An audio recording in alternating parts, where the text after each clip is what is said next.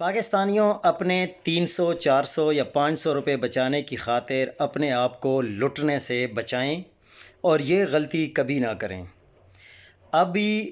29 September کو سنی کمار نامی شخص کے اکاؤنٹ سے 85 لاکھ روپے نکال لیے گئے ہیں، صرف ایک چھوٹی سی غفلت کی وجہ سے۔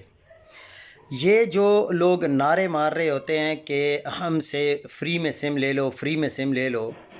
وہ آپ کے فنگر پرنٹس لے کر آپ ہی کے نام پر جو سم آلریڈی ایشو ہوئی ہے آپ کو، وہی سم ڈپلیکیٹ سم کے طور پر دوسرے کسی شخص کو ایشو ہو جاتی ہے، لیکن نام آپ کا ہی رہتا ہے۔ حیدرآباد میں یہ واقعہ پیش آیا جب یہ واقعہ کراچی کا ہے، لیکن جب وہ شخص یعنی سنی کمار شکایت درج کرانے کے لیے گیا NCCIA میں، یعنی national cyber crime investigation agency میں، تو انہوں نے اس کو بھیجا کہ آپ اپنی موبائل سم کمپنی جو ہے اس پہ تشریف لے جائیں۔ اب وہ موبائل فون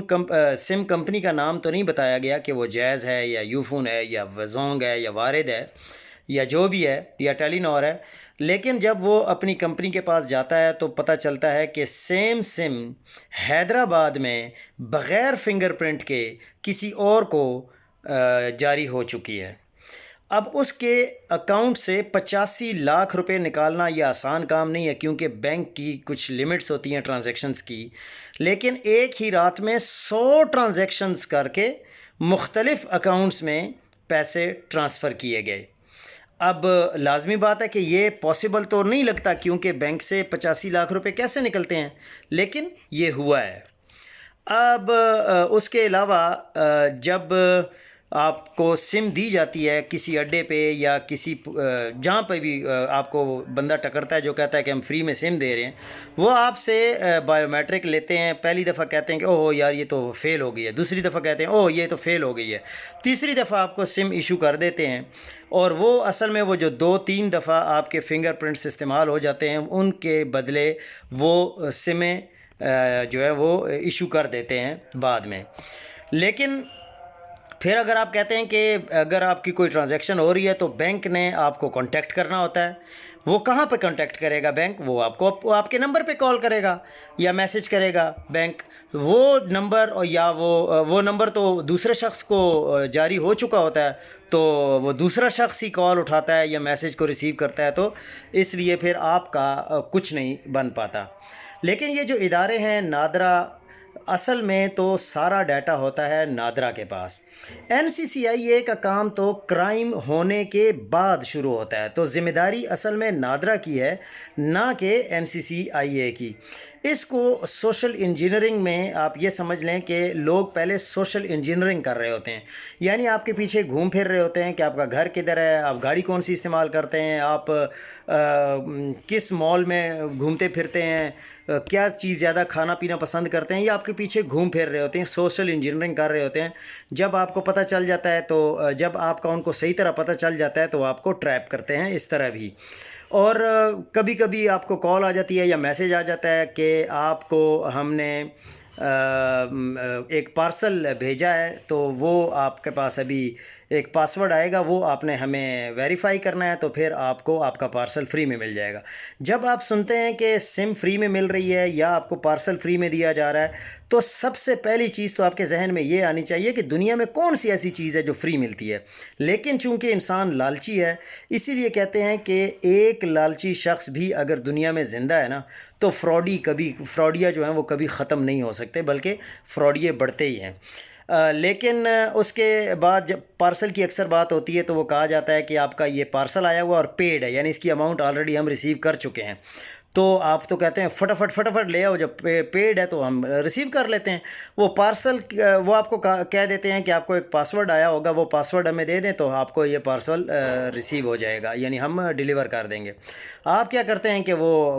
OTP یعنی ون ٹائم جو پاسورڈ ہوتا ہے وہ آپ دے دیتے ہیں، اور آپ کا جو واٹس ایپ ہے وہ ہیک ہو جاتا ہے. آپ کے واٹس ایپ پہ فار ایگزامپل 500 یا 1000 نمبر ہیں, وہ 2-3 منٹ کے اندر اندر وہ سارے نمبروں کے اوپر میسج کر دیتے ہیں کہ میرا والیٹ گم ہو گیا ہے یا میں اس مصیبت میں پھنسا ہوا ہوں. تو ان میں سے 1 2 3 4 5 لوگ تو ایسے ہوں گے جو آپ کے بالکل قریبی ہوں گے, وہ کہیں گے کہ ہاں یار واقعی اس کا تو مسئلہ ہے. تو وہ آپ کو وہ پیسے بھیجتے ہیں, لیکن وہ پیسے آپ کو نہیں بلکہ اس شخص کو مل جاتے ہیں جس نے آپ کا واٹس ایپ ہیک کیا ہوتا ہے. اور اس کا دوسرا مقصد یہ ہے کہ نادرا نے جو ڈیٹا دینا ہوتا ہے وہ ٹیلی کام اتھارٹی کو دیا جاتا ہے, لیکن اس کے بعد اب یہ ٹیلی کام اتھارٹی اور ٹیلی کام جو کمپنیاں ہیں ان کا کام ہے کہ آپ کے ڈیٹے کی حفاظت کریں, لیکن ایسی حفاظت بالکل نہیں ہوتی. اب حفاظت کیوں نہیں ہوتی؟ دیکھیں, اگر آپ باہر کے ملک کسی ملک جاتے ہیں تو وہ سب سے پہلے اگر آپ وہاں پہ سم لینا چاہتے ہیں تو وہ آپ کو کہتے ہیں کہ اپنا پاسورڈ دو, اپنا ویزا دو, تو اس کے بعد آپ کو ملتی ہے. لیکن اب وہاں پہ جیسے ہی آپ ایئرپورٹ پہ پہنچتے تو آپ کو فوراً سم دے دیتے ہیں. اس کی وجہ یہ ہے کہ انہوں نے اپنے سسٹم کو اتنا مضبوط کر لیا ہے کہ جس کو سم ملتی ہے تو وہ سم پھر کسی اور کو ایشو نہیں ہو سکتی. لیکن پاکستان میں یہ بہت کمزوری ہے. صرف یہ نہیں, کمزوریاں تو تقریباً ہر ادارے میں ہی ہیں, لیکن یہ بھی ایک کمزوری ہے, اور یہ آپ کی ایسی شناخت ہے کہ اس کی وجہ سے آپ کی ساری زندگی کی جمع پونجی خطرے میں پڑ جاتی ہے. آپ دیکھیں باہر کے ممالک میں, اب فیس بک کی اگزامپل لے لیں, ٹویٹر کی اگزامپل لے لیں. اب اگر آپ ٹویٹر پہ یا یوٹیوب پہ یا انسٹا پہ یا یہ جو ٹک ٹاک ہے اس پہ آپ فلسطین لکھیں, اگر آپ غزہ لکھ دیں یا آپ ہٹلر کے بارے میں کچھ ڈھونڈنا چاہتے ہیں وہ لکھ لیں, تو فوراً آپ کو یا تو وارننگ دی جاتی ہے یا آپ کا اکاؤنٹ ہی بلاک کر دیا جاتا ہے. لیکن پاکستان میں چونکہ جو ادارے ہیں وہ جس طرح کام کرتے ہیں وہ کسی سے ڈھکے چھپے نہیں ہیں, اس لیے اس پہ بات کرنا کوئی زیادہ ضروری نہیں ہے. ہر ایک کو پتہ ہے کہ پاکستان میں ادارے کیسے کام کرتے ہیں. اور جو اب تو مزے کی بات یہ ہے کہ فزیکل سمز آہستہ آہستہ ختم کی جا رہی ہیں, ای سمز آ رہی ہیں, جس میں میرے خیال سے ایک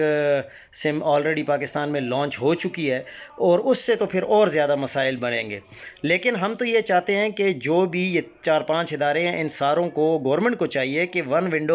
بنائی جائے اور ان چاروں اداروں کو اکٹھا کیا جائے تاکہ ایک ہی جگہ پہ ساری انفارمیشن ہو. جس طرح نادرا ہے, NCCIA ہے, پاکستان ٹیلی کمیونیکیشن اتھارٹی ہے, اور نیشنل سرٹ ہے, ان کو ایک ہی جگہ پہ آپ اکٹھا کریں, کیونکہ آپ کمیونیکیشن جب کرتے ہیں نادرا سے, پھر NCCIA سے یا PTA سے, تو یہ آپ کو 3-4-5 دن لگ جاتے ہیں. جب یہ ایک ہی جگہ پہ ہوں گے اور ایک ہی جگہ سے آپ کا سارا کام کریں گے تو یہ آسانی کے ساتھ اور جلدی یہ کام ہو جائے گا. تو اس لیے میرا اپنا ذاتی خیال تو یہی ہے کہ گورنمنٹ کو بھی چاہیے کہ اس پر سوچیں اور یہ توجہ دیں تاکہ لوگ لٹنے سے بچیں.